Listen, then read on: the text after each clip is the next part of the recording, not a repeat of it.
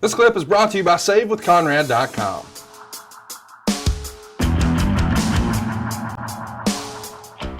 If we were to sort of armchair quarterback it, let's pretend that, you weren't the age that you would have been today. Is there anybody today or that's come along since, say maybe 03 to now, that you think, man, we could have tore it up? Oh gosh, I'm sure there's a lot of guys. It seems like there's so much more talent popping up from different places that a guy like me that went to work every day of his life for WWE and kind of had my head in the sand just because I had to, I really wasn't able to stay in tune with all the young talent that's out there now. And it's like when I came to my first AEW show, I went, Jesus Christ, who are all these guys? Where they all come from?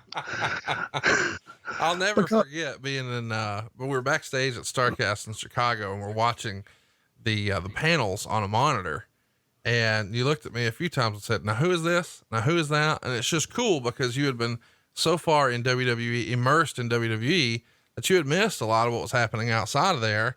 And now, man, you're just in the thick of things with AEW as well. It's weird to see it all come together. Yeah, it is. And the cool part for me was to be sitting there just as a fan, not knowing anything, and to see this talent keep coming through the curtain. That not only did I not know who they were all sizes. They had all different skill levels, totally different looks. They were all different.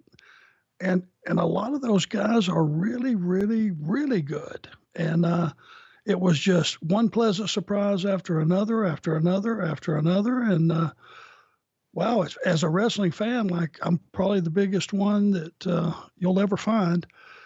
I was just sitting there with my jaw on the ground. This is great. Let me ask you, you mentioned something there that I want to circle back to because it's been fairly polarizing, but you said, this great talent's coming through the curtain and they're all different shapes and sizes. And a lot of people zero in some of the old school, maybe more folks who you just know in the wrestling landscape is just historically negative about everything. And they really think it's a knock on AEW or more modern wrestling in specific, so maybe NXT, maybe the Independents, maybe Ring of Honor, but AEW of course is the most high profile. And they would say that one of the criticisms would be that some of the talent, well, they're not as big as they were in my day, but I'm curious your perspective on that, because I think you have a unique perspective as somebody who's been there when there were giants and now when there's not. Well, I put it in these parentheses. If the Road Warriors would have chose to, they could have looked at Tully Blanchard and Arn Anderson and went, those two guys are too small to wrestle us. Right. We should cream them in 3 minutes.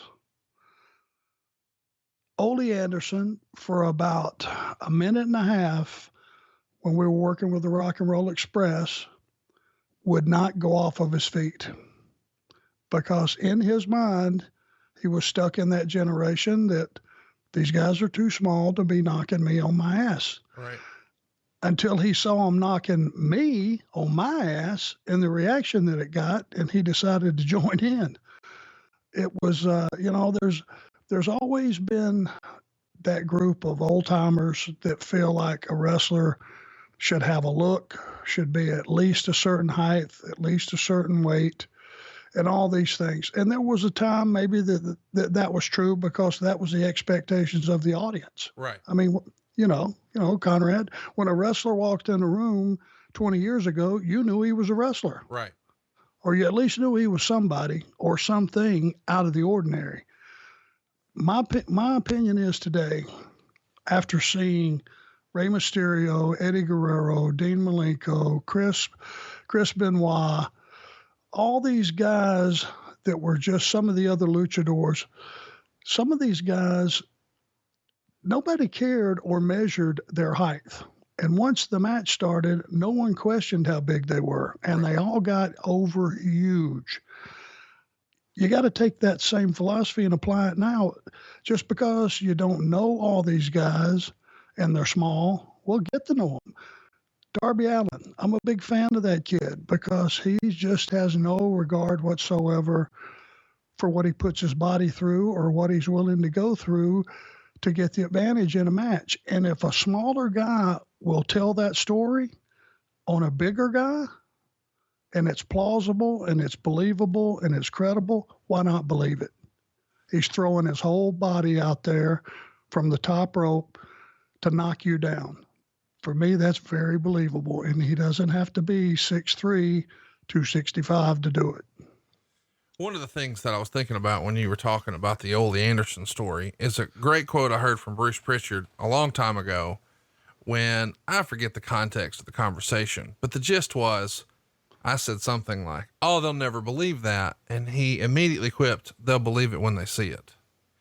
And I just thought, man, that really puts the onus on the performer to make it look good and make it believable. And then they'll believe it. So there is a suspension of disbelief, but you know, that exists with a lot of different things in wrestling that we've given a pass to. So some people who say, "Oh, that's not believable." Well, can the Undertaker really summon lightning? You know, at the same time, you know, this is the evolution of the business. And of course I wasn't around back then, but I hear that there were old timers who were very critical of like the classics that Flair and Steamboat put on, thinking, well, this isn't wrestling. This is too fast and they need to slow down. And I just think everything, whether it's the NFL or the NBA or professional wrestling, evolves.